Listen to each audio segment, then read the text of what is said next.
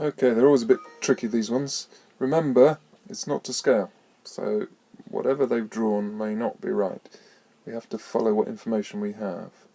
We know that the x-coordinate comes first, so the x-coordinate is minus 12. If we're looking at P, it's minus 12 because it hasn't changed.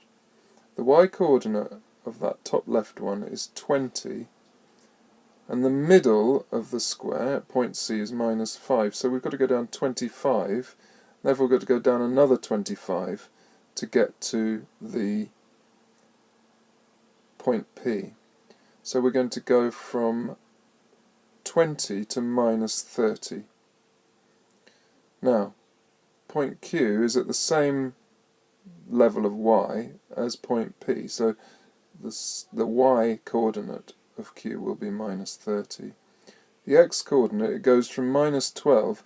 We now know that the square is 50 in size, so we've got to add 50 to minus 12, and that will give us an x coordinate of 38. If you look on the axis, you can see that Q has moved along to a positive value of x, whereas P is a negative value of x.